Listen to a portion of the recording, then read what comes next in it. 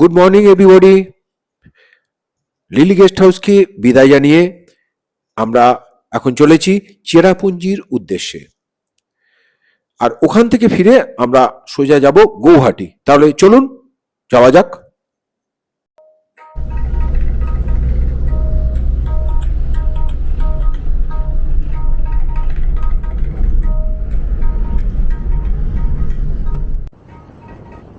আমাদের আজকের প্রথম গন্তব্য স্থান হলো এলিফ্যান্ট ফলস।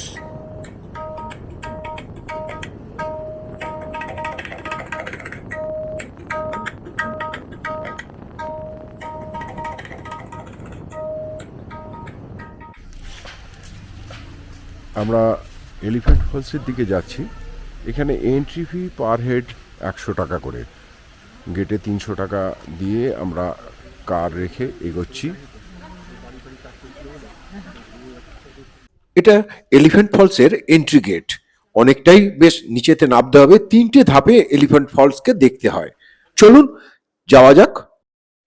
এই এলিফ্যান্ট ফলসের আসল খাসি নাম হলো কা খেদ লাই পাতেং খোহসিউ, যার অর্থ হলো 3 ধাপের জলপ্রপাত। আর এই নামেই কিন্তু এই জলপ্রপাতটির এখানকার স্থানীয়ভাবে পরিচিতি। আমরা এখন দাঁড়িয়ে আছি প্রথম ধাপে। এই হচ্ছে প্রথম ধাপ। জলপ্রপাতের এই প্রথম ধাপটি বেশ চওড়া। দ্বিতীয় ধাপটি তুলনামূলকভাবে একটু সরু, এবং তৃতীয় ধাপটি বা শেষ ধাপটি সবচেয়ে বড় এবং দেখতে অনেক বেশি সুন্দর। তো চলুন এবার আস্তে আস্তে নিচের দিকে যাওয়া যাক। এটি দ্বিতীয় ধাপ। এবার আমরা চলেছি তৃতীয় ধাপের দিকে। আস্তে আস্তে অনেকটাই সিঁড়ি ভেঙে আপনাকে নিচে নামতে হবে, আর একটু দেখেই নামবেন।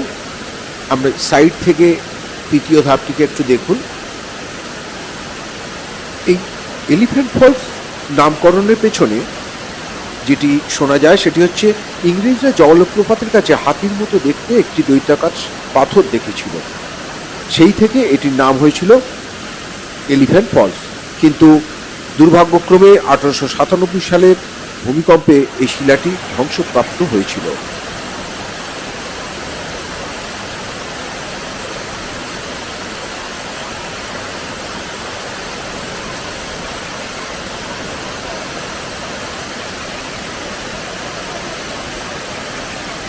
সকালের হালকা রোদ এসে পড়েছে, সাধারণ লাগছে জায়গাটা।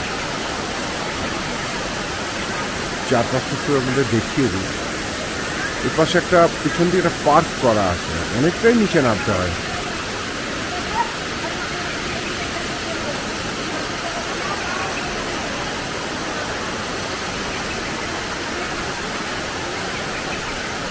আমরা এখানে একটু চা খাবো, তারপরে আবার গাড়িতে উঠে রওনা দেব। জাস্ট এই চত্বরটা আপনাদের একটু দেখিয়ে দিই।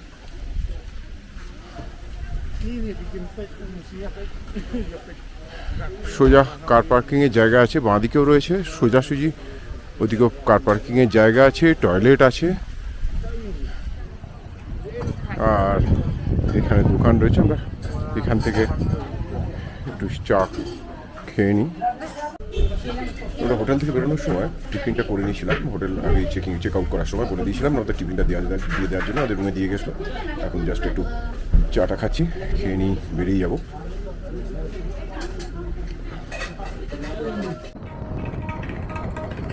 গতকাল রাতে আমাদের এই আজকের ট্রিপ অর্থাৎ চেরাপুঞ্জি যাবার প্ল্যানটা তৈরি হয়। আমরা চেরাপুঞ্জি ঠিক করি যে চেরাপুঞ্জি দেখে আমরা গৌহাটি ব্যাক করব। সেই হেতু এই পর্বটা হয়তো একটু বড়ই হয়ে যাবে, কারণ এই শিলং থেকে আমরা আজকে চেরাপুঞ্জি যাব। চেরাপুঞ্জি এতগুলো জায়গায় ঘুরবো, ঘুরে সেখান থেকে ব্যাক করে আমরা শিলংয়ের ডন বস্কো মিউজিয়ামটা দেখব, দেখে সেখান থেকে আমরা আজকে গৌহাটি হোটেলে যাব। যারা আমার চ্যানেলে প্রথম তাদেরকে বলবো চ্যানেলটি অবশ্যই সাবস্ক্রাইব করবেন, আর ভালো লাগলে লাইক আর শেয়ার করতে প্লিজ ভুলবেন না।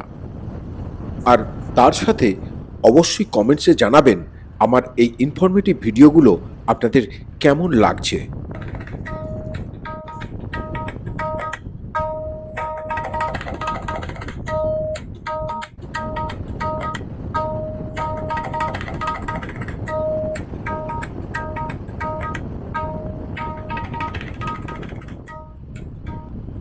এখন ঠিক যে জায়গাটির ওপর দিয়ে চলেছি সেই জায়গাটি আমরা ফেরার পথে আপনাদের দেখাবো। এখন আমরা সোজা চলে যাব সেভেন সিস্টার্স ফলের দিকে।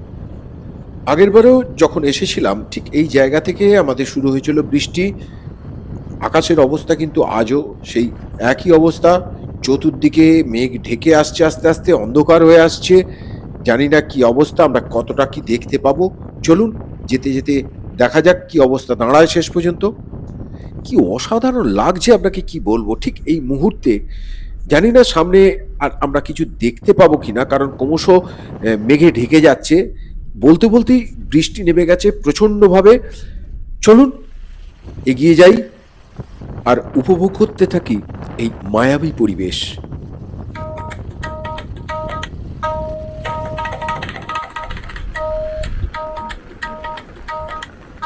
আমরা সেভেন সিস্টার্স ফলসে এসেছি, কিন্তু এখানে প্রচণ্ড রকম বৃষ্টি হচ্ছে। অনেকক্ষণ গাড়িতে বসে ওয়েট করলাম, কিন্তু উপায় নেই, প্রচণ্ড রকম বৃষ্টি হচ্ছে। বৃষ্টির মধ্যে ছাতা নিয়ে বেরিয়েছি। এই যে দেখতে পাচ্ছেন, বোধহয় আন্দাজ করতে পারছেন, কুয়াশায় ঢাকা। আর মেঘে, কুয়াশা বললো না, এটা মেঘ মেঘ যাচ্ছে, কুয়াশা বলাটা ভুল হচ্ছে। সেভেন সিস্টার ফলস দেখতে এসে এই অবস্থা, পুরো অন্ধকার একদম, বৃষ্টিও হচ্ছে, ছাতা নিয়ে রয়েছি। আর এই যে আমাদের গাড়ি দাঁড়িয়ে আছে, কিচ্ছু দেখা গেল না, দেখার উপায়ও নেই, এত বৃষ্টি আর এত মেঘ। ঠিক পেছন দিকে একটা এরকম জলের ধারা যাচ্ছে, কি নাম সেটা অবশ্য আমি জানি না। এতটাই মেঘ যে 20 ফুট ডিস্টেন্সে কিছু দেখতে পাচ্ছি না, প্রচণ্ড রকম মেঘ ভর্তি। জানি না আমি কিছু দেখতে পাবো কি না, যাচ্ছি, দেখা যাক কতখানি যাওয়া যায়। ব্যাড লাক, প্রায় 1.5 ঘন্টা ধরে বৃষ্টিতে ভিজে অপেক্ষা করেও কিছু দেখা গেল না, পুরোটাই অন্ধকারের মধ্যে রয়েছে। তাই আমাদের নেক্সট গন্তব্য মাউসমাই কেভস। এই মুহূর্তে বৃষ্টির পরিমাণ একটু কমেছে। এটাই মাউসমাই কেভসের এন্ট্রান্স। পুরো কুয়াশায় ঢাকা। চলুন দেখি কিছু দেখা যায় কিনা। মাউসমাই কেভসে যাবার জন্য আবার 30 টাকা করে এন্ট্রি ফি আমরা দিলাম। ভেতরে জল আছে, তাই জুতো পরে গেলে যারা চাচ্ছে তাদের তো পাটা ভিজবে। আমরা তো অলরেডি এই ক্লগস আর যে কিটো মতো পড়ে আছি, ওদের অসুবিধে নেই। দেখা যাক, যদি সেরকম অবস্থা থাকে তাহলে ব্যাক করতে হবে। বৃষ্টি প্রচণ্ড হারে পড়ে যাচ্ছে, তার মধ্যে ছাতা নিয়ে আমরা যাচ্ছি, বেশ খানিকটা সিঁড়ি দিয়ে উঠতে হচ্ছে। দেখা যাক কতটা কি পর্যন্ত পৌঁছতে পারি। না চলো, আমরা এখন মাউসমাই কেভসে ঢুকছি। অল্প অল্প লাইট, ছোট ছোট কয়েকটা লাইট দেওয়া আছে, ভেতরে বেশ জল রয়েছে। আমরা দেখছি কতটা যাওয়া যায়। জল পড়ে যথেষ্টই স্লিপারি অবস্থা।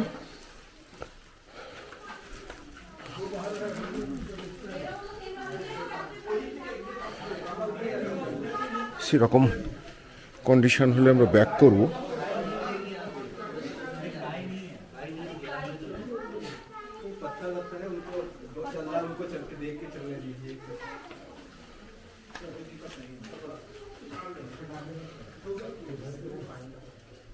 আস্তে দেখে দেখে নাও।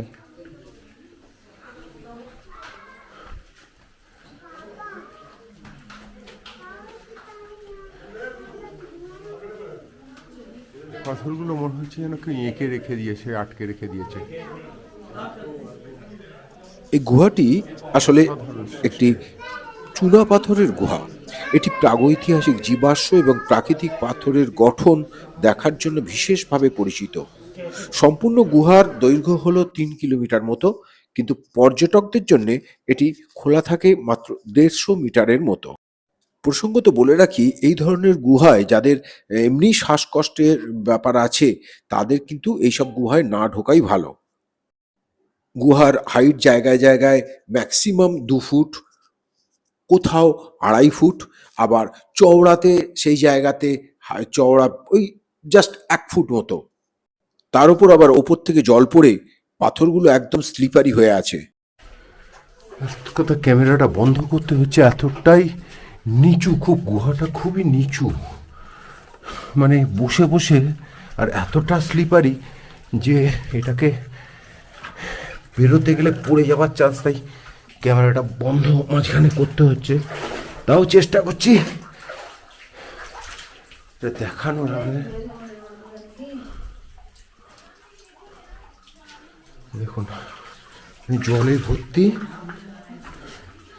আমরা ছাড়া এই মুহূর্তে এইখানটায় কেউ নেই। চেষ্টা করছি, দেখছি কতটা যাওয়া যায়, এপাশ দিয়ে পুরোটা বেরোতে পারি কি না। এর আগের বারে যখন এসেছিলাম তখন বেরিয়েছিলাম, কিন্তু এবারে দেখছি চেষ্টা করে।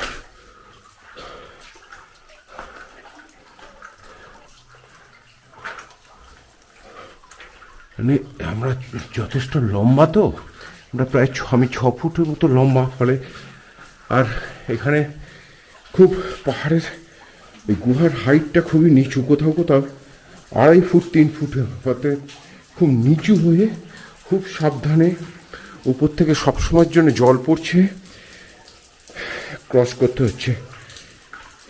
এপাশ ওপাশ হয়ে গেলে পড়ে লাগার চান্সটা বেশি।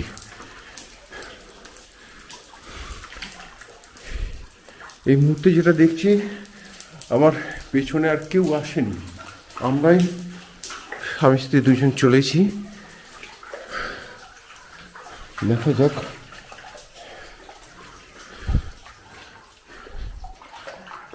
দুপাশে জলে ভর্তি, অনেক ডিপ জল, এখানে ঢালাই করে উঁচু করা আছে রাস্তা মতো, খুব নিচু ছিল জায়গাটা। প্রায় 2 স্কোয়ার ফিটের একটা গর্তের মধ্যে দিয়ে গলতে হবে, তাই সবটাই বন্ধ করেছিলাম ক্যামেরাটা। দাও একটা ছাতাটা দাও।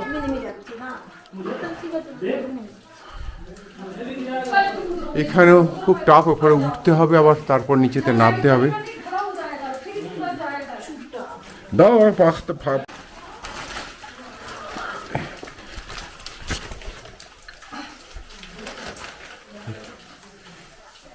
যথেষ্টই টাফ, এটা উঠতে হবে, তারপর আবার নিচে নামতে হবে। এই না না, ও প্যান্ট ফ্যান্ট 12টা বেজে যেত, এখান থেকে পেরোনো সত্যি খুব টাফ, চারটিখানি নয়। জুতো পরে এই জায়গা দিয়ে অসম্ভব, ও শু পরে আছে না। মনে হচ্ছে সাকসেস হতে পারবো, দেখা যাক যতক্ষণ না বেরোচ্ছি। সত্যি গুহাটা খুব বেশি ডিস্টেন্সের নয়, কিন্তু খুব টাফ ভেতর দিয়ে বেরোনো, আলো আধারি অবস্থা, আর জায়গাটা খুব টাফ।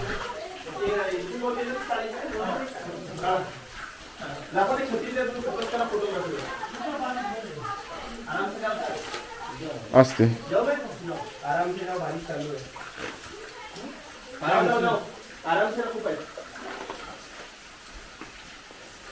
पैर फिसलेगा, इधर से जाओ, सीधा पैर उधर रखिए, सपोर्ट कीजिए आराम से। এখানে ওপাশ থেকে ওপর থেকে সোজা একটা ফাঁকা জায়গাটা দেখতে পাওয়া যাচ্ছে, আর আর একটুখানি হলেই আমরা বেরিয়ে যাব। দেখা যাক, মাঝখানে জলও রয়েছে, খুব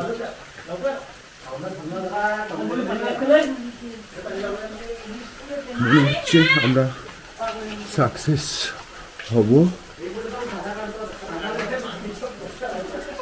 চলো।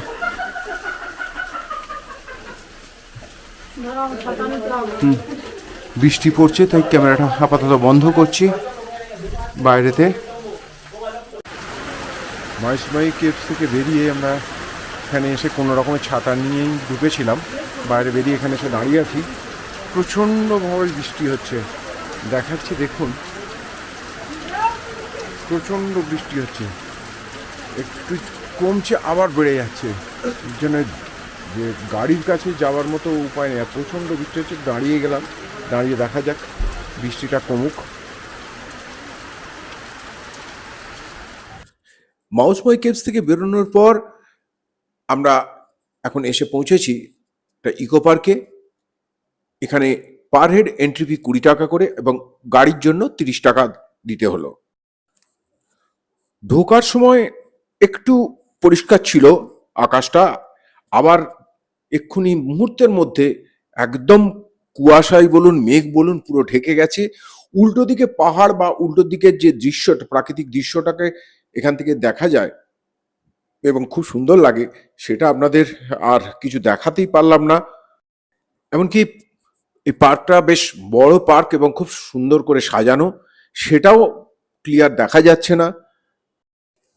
যারা আমার চ্যানেলের এই ভিডিও নতুন দেখছেন তাদের কাছে আমার রিকোয়েস্ট, প্লিজ চ্যানেলটি সাবস্ক্রাইব করে আমার পাশে থাকবেন, আর এই ধরনের ইনফরমেটিভ ভিডিও বানাতে আমাকে উৎসাহিত করবেন। আর ভালো লাগলে লাইক আর শেয়ার করতে ভুলবেন না।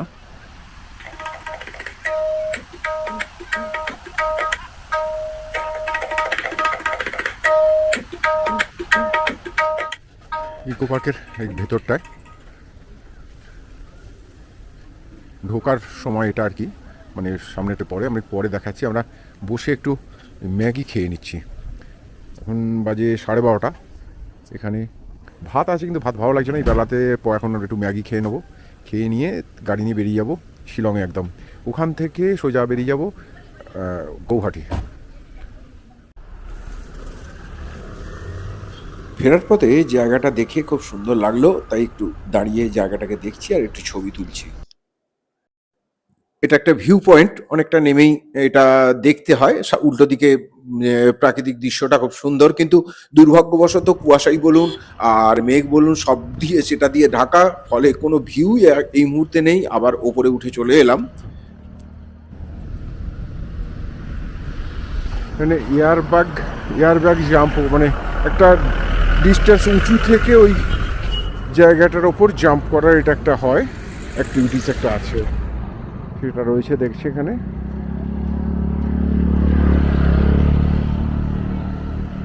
শিলং থেকে এটার 30 কিলোমিটার আগে এই জায়গাটা পড়ে। কেভসে ঢোকার ব্যাপারে একটা জরুরি তথ্য আপনাদের দিয়ে রাখি, সেটা হলো কেভসে ঢোকার জন্যে অবশ্যই সাথে একটা করে টর্চ রাখবেন। চেরাপুঞ্জি যাওয়ার পথে এই ব্রিজটা পড়েছিল, তখন ভেবেছিলাম যে ফেরার পথে আপনাদের এসে এই জায়গাটা দেখাবো, কিন্তু দুর্ভাগ্য এই মুহূর্তে যে সিচুয়েশন তাতে কিছুই দেখা যাচ্ছে না। অনেকটা নিচে দিয়ে একটা নদী বয়ে গেছে এবং চারপাশটা সত্যি অসাধারণ লাগছে। গ্রিন, খালি চোখে যদিও বা একটুখানি দেখতে পাচ্ছি, ক্যামেরাতে মনে হচ্ছে না কিছু আসছে বলে।